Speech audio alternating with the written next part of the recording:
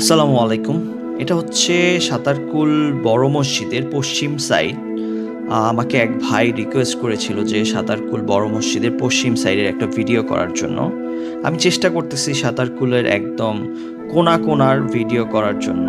তো কারো যদি রিকোয়েস্ট থাকে যে অন্য কোথাও বাদ পড়েছে, আমাকে কমেন্টসে জানাবেন। আমি ওই দিকটার ভিডিও করে দেবো ইনশাল্লাহ।